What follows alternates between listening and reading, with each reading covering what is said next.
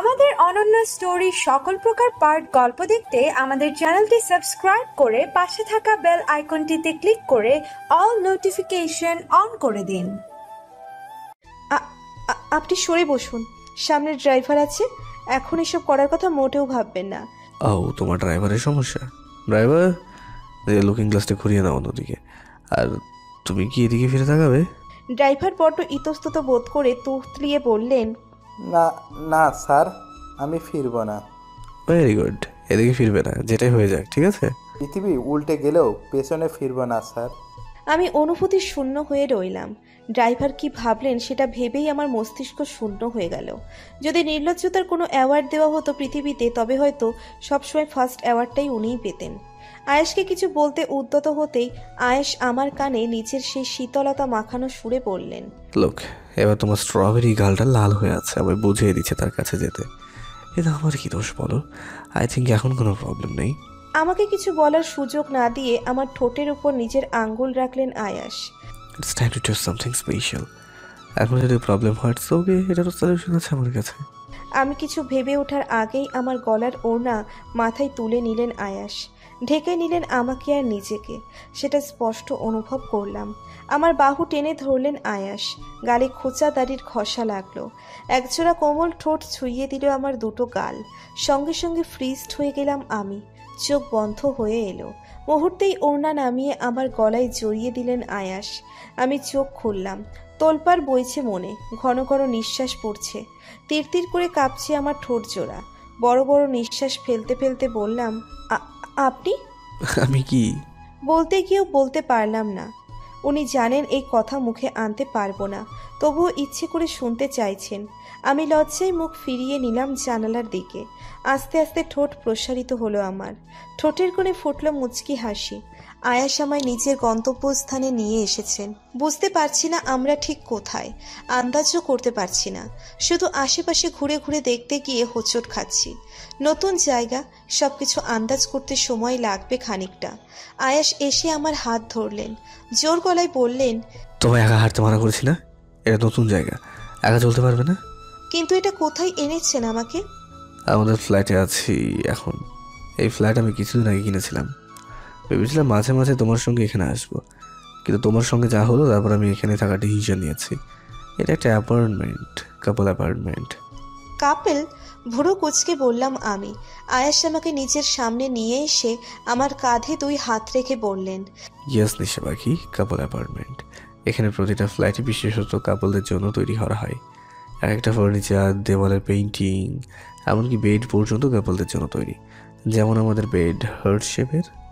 কিন্তু আপনাদের বাড়িতে যে আপনার পছন্দের ফার্নিচার আর পিয়ানো ছিল, আর আমার পিহু? আয়েশ একটু থেমে বললেন, সব এখানে আনিয়ে রেখেছি কাল রাতে। তোমার পিহু ব্যালকনিতে আছে। আর শোনো, সবসময় পিহু পিহু করবে না। কেন? I feel jealous. পাখিকে? হতবাক হয়ে বললাম আমি। আয়েশ আমার কাঁধ ছেড়ে আমার কানের নিচে হাত দিয়ে নিজের দিকে টেনে নিলেন। ওনার নাক আর আমার নাক ছুঁই ছুঁই। অন্য হাত দিয়ে আমার চুলের ভেতরে হাত ঢুকিয়ে বললেন, পাখি সামান্য মনে হয় তোমার? ওর জন্য আমার ইম্পর্টেন্স কমে গেল। ও সামান্য কি করে রইল? একটা সামান্য পিঁপড়ে যদি বেশি ইম্পর্টেন্স পায় তাহলে আমার হিংসা হবে। পাগল আপনি, উন্মাদ আপনি, অসভ্য আপনি। শুধু আমার মনের অন্তর্মহলে থাকা রানীর জন্য। ওনার শেষ কথায় আবেশে চোখ বন্ধই করে ফেললাম আমি। কানে বারে বারে বাজছে সেই কথা। আমায় এবার ছাড়লেন আয়াস, শান্ত হয়ে বললেন, ফুলকিকে বলেছি ও এখানেই আসবে, তোমার সঙ্গে থাকবে, সব কাজকর্ম করবে। ও আরেকজন আসবে, তুমি তো একা থাকতে পারবে না। কথাটা বলতে বলতে কলিং বেল বেজে উঠল। সেটা শুনে উনি আবারও বললেন, ওই যে এসে গেছে বোধ হয়, আমি বাইরে যাচ্ছি, কিছু ইমার্জেন্সি আছে, বাট তুমি একা একা হাঁটাচলা করবে না, মনে থাকবে। আর আমি বিকেলে আসবো তোমায় নিতে। আবার কোথায় যাব? ক্ষীণ সুরে জিজ্ঞেস করলাম আমি। আয়াস আমার কপালে দুম করে চুমু খেয়ে সরে গিয়ে বললেন, তুমি তো এটা ভালো করে জানো নিশা পাখি যে আমি গন্তব্যস্থানে না পৌঁছানো পর্যন্ত কিছুই বলি না। তাহলে প্রশ্ন করছো কেন? সঙ্গে সঙ্গে চুপসে গেলাম আমি। ভেংচি কেটে তাকালাম অন্যদিকে। পেছন থেকে আমার গালে চুমু খেয়ে চলে গেলেন আয়াস। দরজা খুলে দিলেন উনি, আর জোরে বিদায় জানিয়ে বললেন, আমি আসছি, বিকেল 5টায় রেডি হয়ে থাকবে কিন্তু। ঘরের মধ্যে টেবিলে মাথা ঠেকিয়ে বসে বিষণ্ণ মনে রয়েছে মৃধা। বিকেলে আকাশ চোখে পড়ছে তার, কি রঙিন দৃশ্য। তার চাঞ্চল্যকর মুখটা মেইয়ে গেছে, চেহারায় ছেয়ে গেছে চিন্তায়। হাতে কয়েকটা আয়েশের ছবি, টিভি আর খবরের পেপার থেকে কালেক্ট করা ছবিগুলো।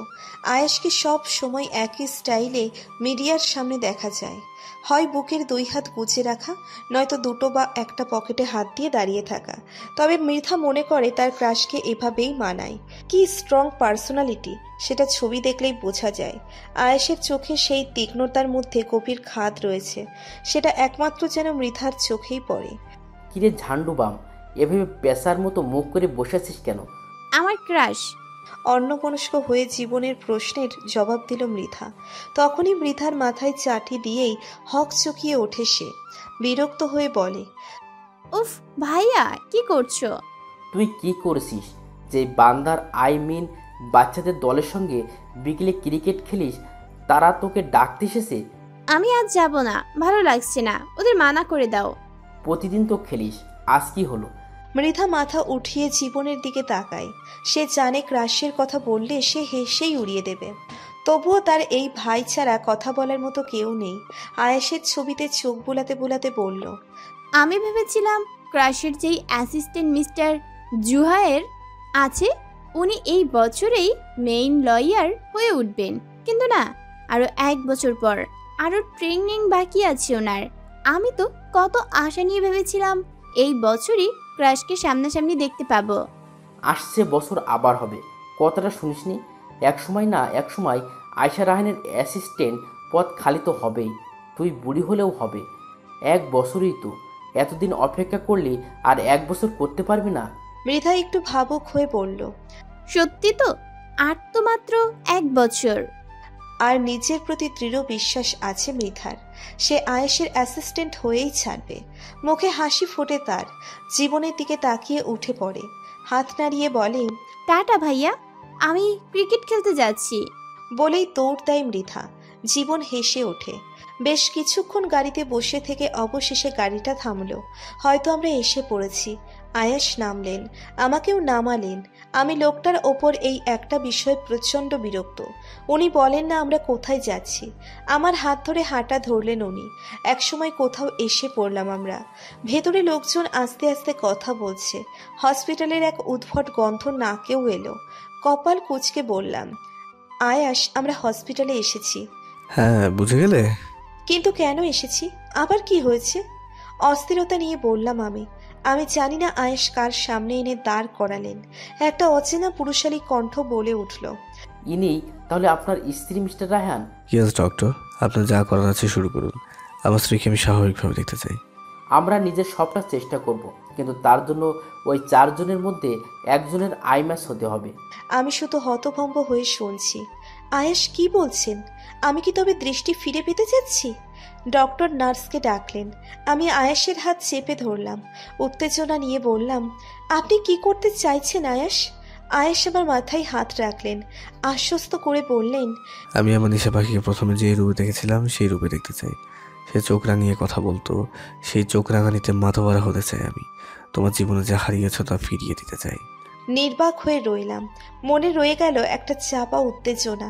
নিজের দৃষ্টি কি তবে ফিরে পেতে চলেছি? আমার স্বামী নামক সুদর্শন ব্যক্তিটিকে দেখতে পেতে চলেছি? বেশ কিছুক্ষণ ধরে হসপিটালের করিডোরে পায়চারি করছে আয়াস। মাঝে মধ্যে কপাল থেকে বেয়ে পড়া ঘাম একটা আঙ্গুল দিয়ে মুছছে সে। তার মনটা ছটফট করছে আনিশার সঙ্গে কি হচ্ছে তা জানার জন্য। ওকে আই ম্যাচের জন্য ভেতরে নিয়ে যাওয়া হয়েছে। ভেতর থেকে আওয়াজও আসছে না। বিরক্ত হয়ে এক স্থানে স্থির হয়ে দাঁড়িয়ে পড়ে সে।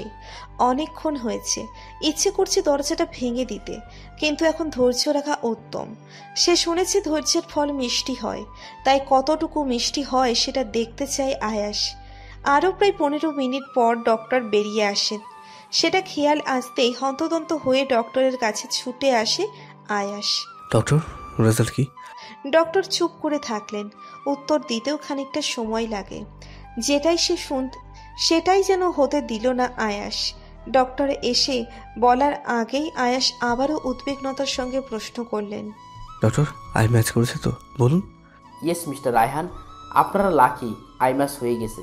খুব দ্রুত পেমেন্ট করে দিলে আমরা অপারেশনের জোগাড় শুরু করে দিতে পারি। ডক্টরের কথায় স্থির হয় আয়াস। মনে কাজ করছে এক চাপা আনন্দ। সে তার প্রেয়সীর চোখ রাঙানি দেখার জন্য ব্যাকুল হয়ে পড়েছে। এক্ষেত্রেও তাকে স্বার্থপর বলা যায়। সে শুধু স্ত্রীর চোখে মুগ্ধ হতে চাই বলে অপারেশন করেছে। এই ভেবে মুচকি হাসে সে। ডক্টরকে চাপা সুরে বলে, আজ এখন অপারেশন শুরু করুন, যত টাকা লাগে আমি দেবো। আমি আনিশাকে স্বাভাবিক দেখতে চাই। ডক্টর মাথা নাড়ায়। আয়াস পেমেন্ট করার জন্য দ্রুত বাইরে যায়। আগে ব্যাংক থেকে টাকা তুলতে যাবে, সেই আগেই আবারও এই সুন্দর দুনিয়া আর নিশা পাখি দেখুক। যেতে যেতে সে বিড়বিড় করে বলে, তুমি খুব দ্রুত এই সুন্দর দুনিয়ার রং আবারও দেখতে চলেছো নিশা পাখি। এবার এই দুনিয়ার রঙগুলো আরো সুন্দর করে তোমার সামনে উপস্থিত করতে চাই। ব্রেকিং নিউজ, এই মুহূর্তের সবচেয়ে বড় খবর, ইন্ডাস্ট্রিয়ালিস্ট সাহাদ রায়হানের স্ত্রী মালিহা রায়হান, যে কিনা অ্যাডভোকেট মা, ওনাকে একটি অভিযোগ দায়ে অ্যারেস্ট করা হয়েছে। আর আপনারা জানলে অবাক হবেন যে অভিযোগটি তার ছেলে মানে নিজে করেছেন। কিন্তু কি এমন অভিযোগ উঠল যার কারণে ছেলে মায়ের বিরুদ্ধে এত বড় স্টেপ নিল? একজন রিপোর্টার ক্যামেরার সামনে গড়গড় করে কথাগুলো বলল। মালিহা রায়হান গ্রেপ্তার বিষয়টাতে হইচই পড়ে গিয়েছে। প্রেস মিডিয়া সকলে ভিড় করেছে পুলিশ স্টেশনে। ঠিক সেই মুহূর্তেই একটা দামি গাড়ি এসে সেখানে থামে। সকলের নজর যায় সেদিকে। গাড়ি থেকে তাড়াহুড়ো করে নামেন সাহাদ সাহেব। উনি ছেলে আর মা দুজনের কাণ্ডে একেবারে বিভ্রান্ত ও বিরক্ত হয়ে পড়েছে। ওনার সামনে দিয়েই মিসেস মালিহাকে নিয়ে যাওয়া হয়েছে। উনি কিছুই করতে পারেননি। জামিন করাতে এসেছেন সাহাদ সাহেব। মিডিয়ার লোকজন দেখে হক চকিয়ে গেলেন উনি। লোকজন তার দিকেই ছুটে আসছে প্রশ্ন করার জন্য। সঙ্গে সঙ্গে সাহাদ সাহেব ঘিরে ধরে মিডিয়ার লোকজন। নানা রকম প্রশ্ন করতে থাকে। মিস্টার সাহাদ রায়হান, আপনি কি জানেন যে আপনার ছেলে কোনো কারণে মালিহা রায়হানের উপর অভিযোগ দায়ের করেছেন? কি করেছেন আপনার স্ত্রী? আর খবর পেয়েছি আপনার স্ত্রী ছাড়াও আরেকজন ড্রাইভারকে অ্যারেস্ট করা হয়েছে। এসবের কারণ কি যদি আমাদের বিস্তারিত বলতেন। দেখুন, আমার তাড়া আছে, আপনাদের কোনো প্রশ্নের জবাব দিতে আমি বাধ্য নই। সরুন সামনে থেকে। ভিড় ঠেলে ঠুলে পুলিশ স্টেশনে কোনো মতে ঢুকে পড়েন সাহাদ সাহেব। রিপোর্টারদের আটকে দেওয়া হয়। দারোগা পুলিশেরা আটকে দেয় তাদের। পুলিশ কাস্টাডির ভিতরে থাকা একটা বেঞ্চিতে থাকা নিচু করে বসে আছেন মিসেস মালিহা। তার মাথার উপরে টিমটিমে একটা লাইট জ্বলছে। তিনি রাগে ক্ষোভে ফেটে পড়েছেন। ফোঁসফোঁস করে সাপের মতো শ্বাস ছাড়ছেন। কিরে, কি এমন করছিলি যে এই জায়গায় আসতে হলো? দেখে তো বড়লোকের বউ মনে হয়। মিসেস মালিহা কারো তুচ্ছ করা কথায় মাথা তুলে তাকায়। তার থেকে কিছুটা দূরে বেশ কয়েকটা মহিলা বসা। তাদের মধ্যে একজন কথাটা বলেছে। উনি রাগে কটমট করে বলল, ভদ্র ভাষায় কথা বলবেন। আপনি জানেন না আমি কে? মালিয়া রায়হান আমি। নাম ধাম জেনে আপনাদের কাজ নেই। জেলের ভেতরে সবাই সমান। দাঁত কেলিয়ে বললেন মহিলাটি। সকালের শব্দ করে হেসে ওঠায় রাগ বেড়ে গেল মিসেস মালিহার। আঙ্গুল উঁচিয়ে কিছু বলে ওঠার আগেই একজন মহিলা পুলিশ এসে তারা খুলতে খুলতে বলল, মিসেস রায়হান, বেরিয়ে আসুন। আপনার জামিন হয়েছে। আপনার হাজব্যান্ড এসেছে। মিসেস মালিহা তাড়াহুড়ো করে বেরিয়ে আসেন। একবার মালিহাদের দিকে চোখ রাঙিয়ে বিড়বিড় করে বলেন, ডিসকাস্টিং পিপলস। আয়াজ আমার সাথে ঠিক করেনি। ওকে ভালো থাকতে দেব না। নিজের মায়ের মতোই ইডিটেট করে আমার কাজে বাধা দেওয়ার ফল কি হয় সে জানে না, তবে শীঘ্রই জানবে। রক্তচক্ষু নিয়ে হাঁটা দেন মিসেস মালিহা। 5 দিন পর আজকে আমার চোখের ওপর থেকে ব্যান্ডেজ সরানো হবে। বুকটা ভয়ে ধরফর করছে আমার। কি হবে সেটা নিয়ে প্রচণ্ড উত্তেজিত আমি। আমার পাশে বসে থাকা আয়াসকে চিন্তিত গলায় বললাম, পানি, আরেক গ্লাস পানি দেবেন প্লিজ। এই নিয়ে 5 বার পানি খেয়ে যাচ্ছ নিশা পাখি। এত টেনসড হচ্ছ কেন? কিচ্ছু হবে না। বলেই আমার হাতে পানি ধরিয়ে দিলেন আয়াস। আমি পানি এক নিঃশ্বাসে খেয়ে নিয়ে বড় শ্বাস নিয়ে বললাম, আপনি বুঝবেন না, আমি প্রায় 2.5 বছর পর নিজের চোখে দেখতে চলেছি পৃথিবীর আলো আর আপনা। বলেই থেমে গেলাম আমি। লুকিয়ে গেলাম মুখ ফসকে বলা কোনো কথাটা। তবুও আয়াস আমার অর্থ বলা কথাগুলো সম্পূর্ণ যেন আমার আগেই জেনে বসে থাকেন। তিনি আমার মুখের কথা কেড়ে নিয়ে বললেন, আর আমাকে, তোমার সুদর্শন যে মিস্টার হাজবেন্ড আছে তাকে কখন দেখতে পাবে সেটা নিয়ে ব্যাকুল হয়ে যাচ্ছ, তাই না নিশা পাখি? আমি বেলুনের ন্যায় চুপসে গেলাম। তবুও হার মানলাম না। ওনার কাঁধে আলতো ধাক্কা মেরে বললাম, মোটেও না। আপনাকে কেন দেখতে যাবো আমি? আপনি কি আহামরি সুন্দর? আমি খুব সুন্দর, কারণ কি জানো, আমার কাছে আমার প্রেয়সী রয়েছে। আর নিজের প্রেয়সী কাছে থাকলে নিজেকে সব থেকে সুন্দর মনে হয়। তবে আমি আমার মায়াবিনীর থেকে সুন্দর নই। আমার মায়াবিনীর কাছে আমার সৌন্দর্য ফিকে পড়ে যাবে। মনের মধ্যে যেন একটা ঢেউ খেলে গেল। এতটা সুন্দর করে কথা বলে কি আমায় পাগল করে দেওয়ার কোনো দরকার আছে? লোকটা নিজেও পাগল আর আমাকেও পাগল বানাতে চান নিজের ভালোবাসায়। দরজা খোলার শব্দই একটু নড়ে চড়ে বসলাম আমি। ডক্টরের কণ্ঠ কানে এলো। মিসেস রায়হান, আপনার চোখের ব্যান্ডেজ খোলার সময় হয়ে গেছে। আমি নার্ভাস হয়ে পড়লাম। চেপে ধরলাম শক্ত করে আয়েশের হাত। উনি আমার মাথায় চুল নিচে নিবিড়ভাবে বলিয়ে দিয়ে কোমল সুরে বললেন, আমি কেউ তোমার পাশে আছি, আমি ভয় পাওয়ার কোনো দরকার নেই। আপনি প্লিজ এখান থেকে যাবেন না, আমার সামনে এসে বসুন। আমার মন থেকে অদ্ভুত আবদার মুখ ফুটে বলেই ফেললাম। আয়াস হয়তো আমার সামনে গেলেন আর বললেন, আমি বেডের সামনে দাঁড়িয়ে আছি, ডক্টর তোমার ব্যান্ডেজটা খুলে দেবে, তাই ওনাকে সামনে থাকতে হবে। আমি মাথা নাড়ালাম। আস্তে ধীরে আমার ব্যান্ডেজ খোলা শুরু করলেন ডক্টর। একটু একটু করে খুলে যাচ্ছে চোখের পাথর। ডক্টর আমাকে বললেন, ব্যান্ডেজ খোলার সাথে সাথে একেবারে চোখ খুলবেন না। চোখ এতদিন পর আলো লেগে সমস্যা হতে পারে, ধীরে ধীরে চোখ মিলবেন। আমি শুধু বাধ্য মেয়ের মতো কথাগুলো শুনলাম। ব্যান্ডেজ খোলা শেষ হলো। একটু একটু করে চোখ মেলতেই চোখে আলোর ঝলকানি পড়ল। সঙ্গে সঙ্গে খিচে চোখ বন্ধ করে নিলাম। আয়াস তৎক্ষণাৎ অস্থির হয়ে নার্সকে বললেন, জানলা বন্ধ করে দিন নার্স। হয়তো জানালা বন্ধ করে দিয়েছে নার্স। ডক্টর আবার বললেন চোখ খুলতে। হালকা চোখ মেলতেই সামনে অস্পষ্ট দেখা গেল কারো প্রতিচ্ছবি। আস্তে আস্তে চোখ মেলতেই গাঢ় হলো সামনের প্রতিচ্ছবি। বুঝতে পারলাম এটা তো আয়না। আমার সামনে আয়না ধরে রেখেছেন নার্স। এতে প্রচন্ড বিরক্ত বোধ করলাম আমি। ভ্রুকুটি কুঁচকে গেল আমার। আমি সর্বপ্রথম আয়েশকে দেখব বলে বাসনা করেছিলাম, নিজেকে নয়। আমি ঘাড় কাত করে আয়না পেরিয়ে পেছনে থাকা একটা সুদর্শন পুরুষকে দেখতে পেলাম। চোখ জোড়া স্থির হয়ে গেল সেখানেই। এই কি সেই পুরুষ যাকে আমি এত দিন ধরে নিজের কল্পনায় এঁকে চলেছি? হ্যাঁ, ইনি তো সেই যে আমার কল্পনার চেয়েও অত্যাধিক সুদর্শন, যার কোনো মাত্রা নেই। ভেতরে সাদা শার্ট আর তার উপরে অ্যাশ রঙের লম্বা কোট। হাতে একটা সোনালি চেনের ঘড়ি পরে দাঁড়িয়ে রয়েছেন আয়াস, আমার কল্পনার পুরুষ, যাকে দেখে আমার প্রাণে প্রশান্তি জাগছে। ওনার মুখে ফুটে আছে একটা হাসি।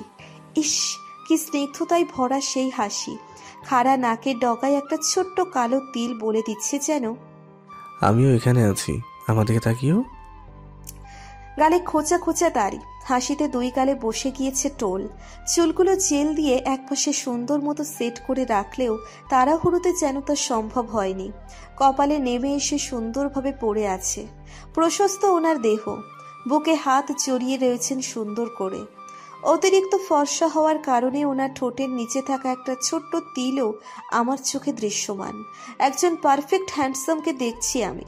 মানতেই কেমন জানি লাগছে, এই পারফেক্ট হ্যান্ডসাম আমার স্বামী। ধীর পায়ে এগিয়ে এসে আমার সামনে বসলেন আয়াস। তবুও আমার ভাবান্তর হলো না। আমি খুঁটিয়ে খুঁটিয়ে পর্যবেক্ষণ করছি আর ভাবছি, লোকটা তো নিখুঁত কেন? কোনো খুঁত দেখতে পাচ্ছি না কেন? আর মনে যে হাতুড়ি পিটিয়ে প্রেমের আহ্বান করে যাচ্ছে আর জানিয়ে দিচ্ছে, আনিশা, তোর মনে সর্বনাশা এক অনুভূতির জন্ম হয়েছে। এই অনুভূতি গ্রাস করবে তোকে, কিন্তু কষ্ট হবে না তোর, বরং সুখানুভূতি হবে। এই সুখ আর কোথাও নেই। কি হলো, নিজের চেহারা দেখবে না? দেখবে না আমার ওয়াইফের সৌন্দর্য? তুমি তার সৌন্দর্য ইগনোর করে মোটেও ঠিক করনি দিশা পাখি। বলেই আমার সামনে আয়না ধরতেই ধ্যান ভাঙলো আমার। উনি এবার আয়নাটা ধরে আছেন।